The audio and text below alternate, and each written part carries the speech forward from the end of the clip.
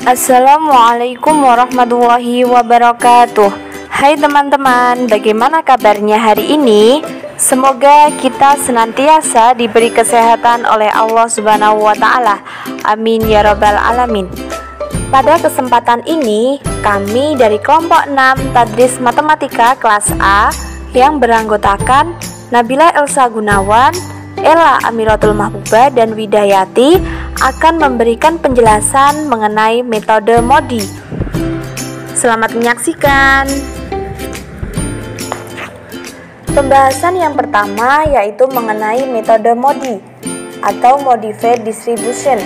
Pengertiannya yaitu bahwasanya metode MODI ini atau Modified Distribution merupakan perkembangan dari metode stepping stone karena penentuan segi 4/0 yang bisa menghemat biaya dilakukan dengan prosedur yang lebih pasti dan tepat, serta metode ini dapat mencapai hasil optimal yang lebih cepat. Selanjutnya yaitu mengenai langkah-langkah metode MODI. Yang pertama, solusi awal dengan metode NWC. Di pembahasan sebelumnya kita sudah belajar mengenai metode NWC. Kemudian dari metode NWC kita menentukan variabel basis dengan rumus CIJ sama dengan UI plus VJ. Selanjutnya yaitu menghitung perubahan biaya CIJ untuk setiap variabel non basis dengan rumus CIJ sama dengan CIJ dikurangi UI dikurangi VJ. Jika terdapat CIJ negatif, berarti solusi belum optimal. Pilih variabel yang nilai negatifnya paling besar sebagai entering variabelnya. Kemudian kita alokasikan barang ke entering variabel sesuai dengan proses stepping stone. Selanjutnya selidiki nilai CIJ variabel non basis. Jika masih ada yang negatif, maka lakukan iterasi berikutnya sampai tidak ada nilai yang negatif. Jika nilai CIJ sudah positif semua atau tidak ada nilai negatifnya, berarti solusi sudah mencapai optimal. Kemudian kita hitung biaya totalnya. Untuk memperdalam, mari kita pelajari contoh soal berikut. Terdapat soal sebagai berikut.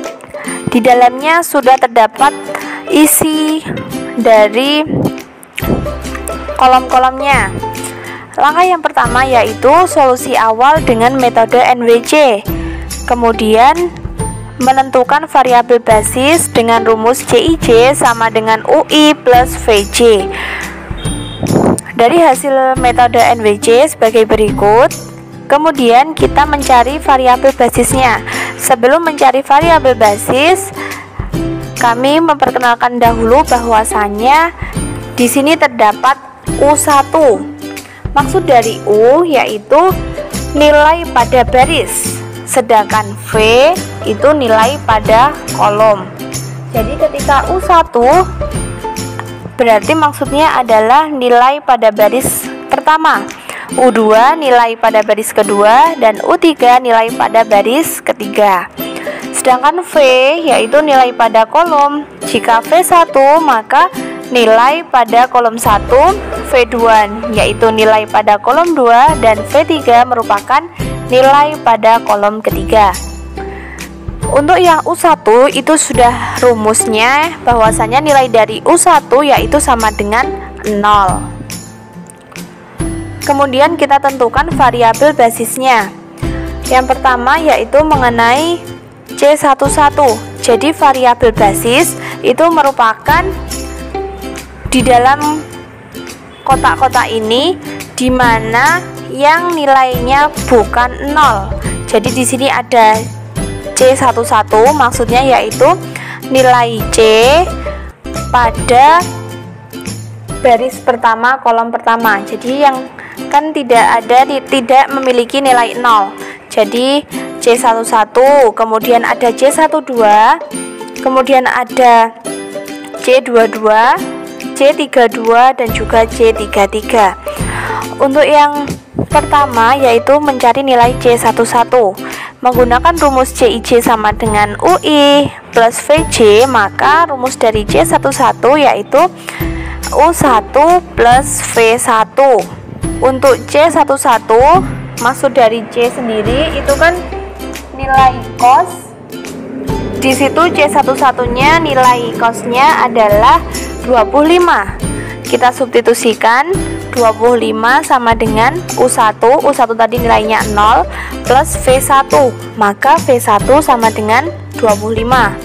Kemudian C12 yaitu U1 plus V2, dimana C12 nilainya 10 sama dengan 0 plus V2, maka V2 sama dengan 10. Kemudian C22 rumusnya U2 plus V2. Nilai dari C22 adalah 25 sama dengan U2 plus V2. V2 nya itu 10, kita ambil dari atasnya ini, maka nilai U2 sama dengan 25 dikurangi 10 sama dengan 15. Kemudian C32 yaitu U3 plus V2. C32 nilainya 15 sama dengan U3 plus V2 nilainya 10, maka U3 sama dengan 15 dikurangi 10 sama dengan 5. Dan yang terakhir yaitu C33 sama dengan U3 plus V3, dimana C33 sama dengan 24, maka 24 sama dengan U3 nya 5 plus V3, jadi V3 sama dengan 24 dikurangi 5 sama dengan 19. Selanjutnya yaitu menghitung perubahan biaya CIJ untuk setiap variabel non-basis dengan rumus CIJ sama dengan CIJ dikurangi UI dikurangi VJ. Maksud dari variabel non-basis ini dimana nilai dari yang kotak di kolomnya itu yang nilainya 0 atau masih belum ada nilainya, maka kita cari variabel non basisnya. Dengan rumus tadi diperoleh di sini kan yang ada nolnya yaitu yang memiliki nilai 0 yaitu C13, C21, C23 dan C31. Untuk yang C13 maka rumusnya C13 dikurangi U1 dikurangi V3. C13 tadi sudah diketahui nilainya yaitu 13, nilai cosnya 13 dikurangi U1. U1 nya 0 yang berada di sebelah kanan dan ke bawah dikurangi V3 yaitu 19, sehingga hasilnya sama dengan negatif 6. Kemudian ganti C21 yaitu rumusnya C21 dikurangi U2 dikurangi V1 sama dengan 20 dikurangi sebelah kanannya 15 dan bawah yaitu 25 dikurangi 25, maka sama dengan negatif 20. Selanjutnya yaitu C23 sama dengan C23 dikurangi U2 dikurangi V3. C23 nilainya 15 dikurangi sebelah kanannya yaitu sebelah kanan U2 nya yaitu 15 dan dikurangi bawah V3 nya yaitu 19, sehingga hasilnya negatif 19. Kemudian C31 yaitu rumusnya C31 dikurangi U3 dikurangi V1. C31 nilainya 30 dikurangi 5 dikurangi 25 sama dengan 0. Kemudian kita lihat dari hasil C13, C21, C23 dan C31 apakah ada yang memiliki nilai negatif CIJ-nya. Ternyata ada. Di sini ada negatif 6, ada negatif 20 dan juga negatif 19. Dari situ kita lihat di mana nilai negatif yang paling besar. Nah, jadi jika terdapat nilai CIJ negatif berarti solusi ini belum optimal. Lalu kita pilih tadi variabel yang nilai negatifnya terbesar sebagai entering variabelnya yaitu negatif 20.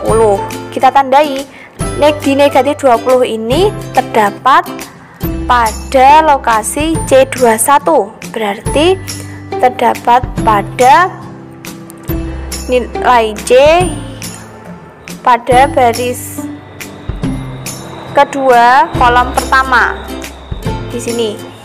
Kemudian ketika di sini kita langkah selanjutnya mengalokasikan barang ke entering variabel sesuai dengan proses stepping stone. Di proses stepping stone, jika tadi tempatnya di sini, maka kita lihat yang dekatnya atau di sebelah kanan dan juga di atasnya yang memiliki nilai paling kecil. Di sini ada 70 dan juga 60. Yang memiliki nilai paling kecil adalah 60, maka yang kita pilih adalah 60. Selanjutnya kita mengalokasikan barang. Jadi dengan rumus min plus. Dari sini kita min, jadi 60 ini ya dikurangi 60 akan menghasilkan 0. Kemudian ke kanan plus, berarti ya 40 ditambah 60 sama dengan 100. Kemudian ke bawah min, di sini sudah ada 70 dikurangi 60 sama dengan 10. Kemudian geser ke kiri ditambah, berarti dari 0 ditambah 60 sama dengan 60. Sehingga akan menghasilkan sebagai berikut. Di sini sudah ada indeks baru atau perbaikan indeks. Nah, dari sini kita lakukan, kita mencari variabel basis seperti pada awal tadi. Kita cari nilai variabel basis yang sudah ada nilainya ini. Kita cari U1, U2, U3, V1, V2, dan V3 dengan menggunakan cara seperti di awal tadi, sehingga diperoleh bahwasanya nilai dari V1 yaitu 5, V2 10, V3 19, dan nilai U1 0, nilai U2 15, dan nilai U3 5. Kemudian kita cari variabel non basisnya lagi seperti yang di awal tadi menggunakan rumus yang variabel non basis, berarti yang masih memiliki nilai nolnya. Di sini ada C11, C13, C23, dan C31. Dari sini dapat diketahui bahwa nilainya yaitu C11 sama dengan 20, C13 sama dengan negatif 6, C23 sama dengan negatif 19, dan C31 sama dengan 20. Kita lihat apakah masih ada nilai CIC yang negatif. Ternyata masih. Di sini ada negatif 6 dan negatif 19. Lalu kita cari yang memiliki nilai terbesar yang mana, yaitu negatif 19. Kita tandai bahwa negatif 19 ini terletak pada C23, berarti terletak pada C baris kedua kolom ketiga. Di sini tempatnya. Langkah selanjutnya kita alokasikan barang ke entering variabel sesuai dengan proses stepping stone. Seperti tadi, kita cari yang dekat dengan lokasi C23 ini. Di sini ada angka 10 dan juga 50. Kita cari nilai yang paling kecil. Antara 10 dan 50, nilai yang paling kecil adalah 10. Kemudian kita lakukan proses seperti di awal tadi. Kita alokasikan barang dengan rumus negatif, positif, negatif, positif. Jadi dari 0 ini ke bawah itu dikurangi, jadi 50 dikurangi 10 sama dengan 40. Ke kiri 10 ditambah 10 sama dengan 20.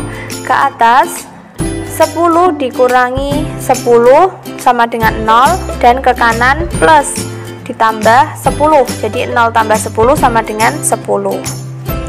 Sehingga terjadi indeks baru lagi seperti berikut.